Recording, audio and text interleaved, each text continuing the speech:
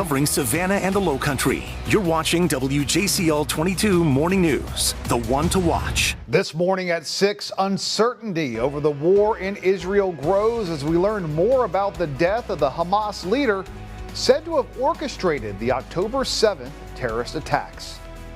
Today, evil has suffered a heavy blow, but the task before us is not yet complete. How this could impact ceasefire negotiations and the future in the Middle East. The grandson of former President Jimmy Carter reacts to the news that Carter has cast his ballot in the 2024 election at the age of 100.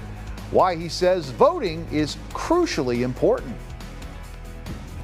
And gearing up for tonight's highly anticipated clash out on the ice. It is the season opener for the Savannah Ghost Pirates as they take on the Indy Fuel.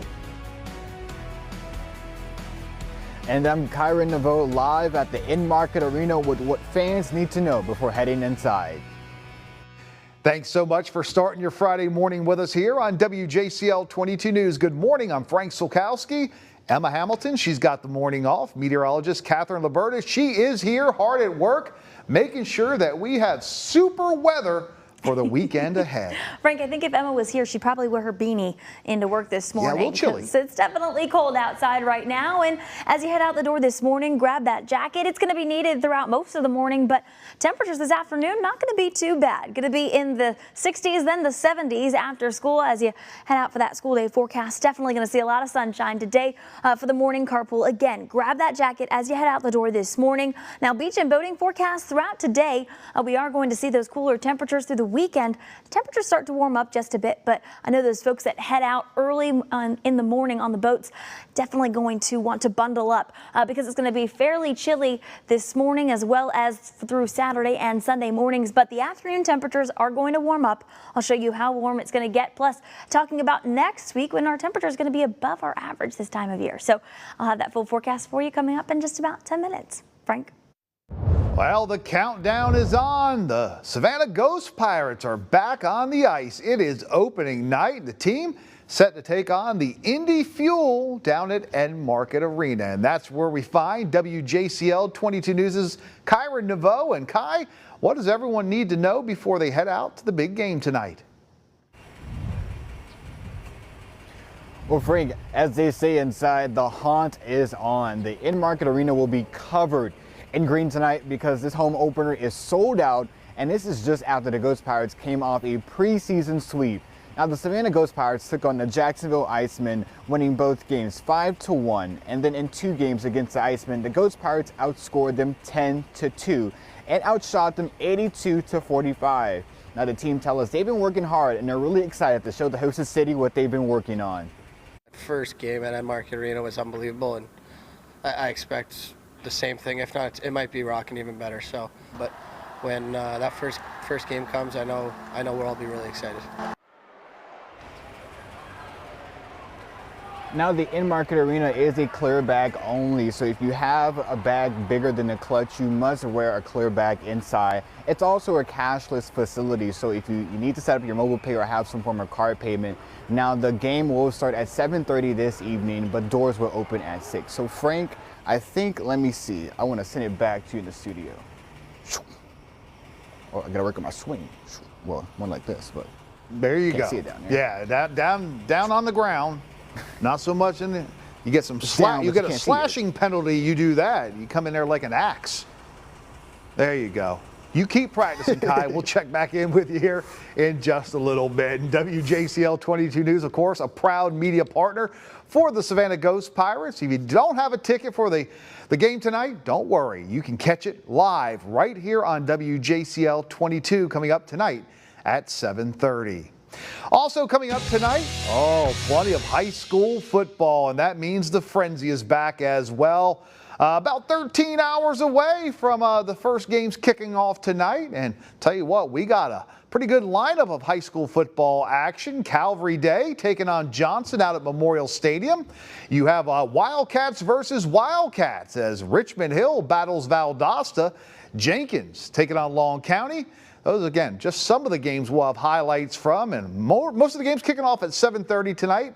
We'll have complete coverage beginning at 5 o'clock tonight during our news, and then, of course, the Frenzy during WJCL 22 News at 11. Well, another super Saturday of college football coming up here on WJCL 22. Of course, things are highlighted by that big Georgia versus top-ranked Texas game. The 5th-ranked Dogs will look to be springing the upset out in Austin. Georgia in some unfamiliar territory. Kirby Smart squad a 5-point underdog heading into this one.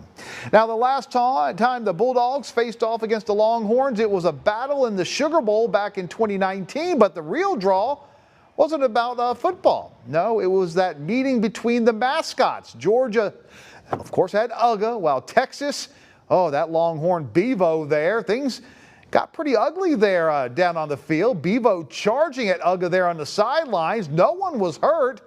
Sadly, UGA 10 has passed away earlier this year. UGA 11 is scheduled to be in Austin tomorrow. Of course, we'll have to wait and see if there is a reunion between the two mascots when Georgia and Texas face off tomorrow.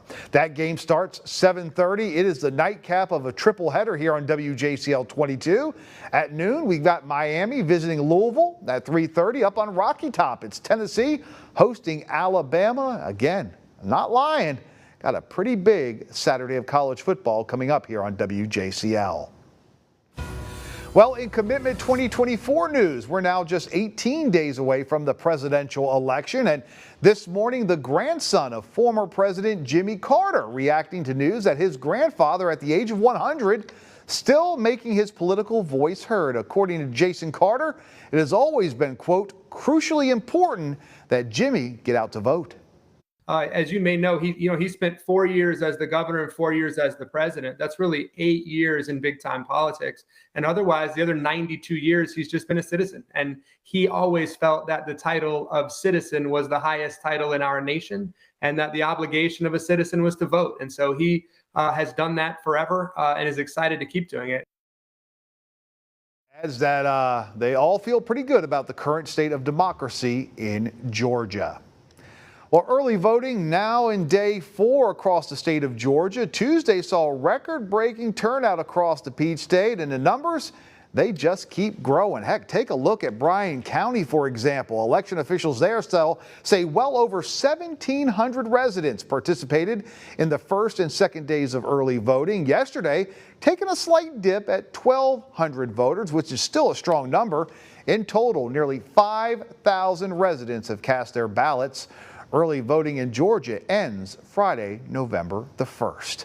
And let's not forget about our neighbors to the north. South Carolina's early voting period begins this Monday. It will go through Saturday, November 2nd. Election Day, of course, coming up Tuesday, November the 5th. Well, live right now, this is the Western Wall in Israel. Actually, that's where we're going now. And this morning, we're learning more about the Hamas leader there, known to have orchestrated the October 7th attacks in Israel. Right now, we want to turn things over to ABC's Christian Cordero with more on what his death could mean for ceasefire negotiations as security across the Middle East hangs in the balance. This morning, Hamas leader and October 7th mastermind Yahya Sinwar is dead after being killed by Israeli forces. President Biden calling the death of the terror leader an opportunity for a potential new breakthrough in ceasefire negotiations. Do you have a sense of when we will end the war, sir? Sinwar was found by this Israeli military drone hiding in Rafah. These images show his final moments, sitting in a chair, injured, throwing an object at the drone before soldiers killed him. Soon after confirming Sinwar's death, a cautious optimism across Israel, with hope that this could help end the war. This is a critical, time-sensitive development as it relates to the hostages. Families of the hostages are also concerned about what it means for the well-being of their loved ones. I'm not shedding one single tear for the life of him, but now there's no central leadership. So the hostages are now left to the mercy of the local captor, which is much more dangerous for them. Killing Sinwar has been one of the main goals of Israel's war with Hamas. Less certain, who will emerge as Hamas's next leader, and how will that impact the wider escalation in the region? Even with these major high-value target operations, it almost never leads to the strategic defeat or collapse of a terrorist group. And the bigger the group, the more resilient they are. Vice President Harris said the world is better off as a result of Sinwar's death. Secretary of State Antony Blinken is expected to travel to Israel within the next 4 or 5 days. Christiane Cordero, ABC News, Washington.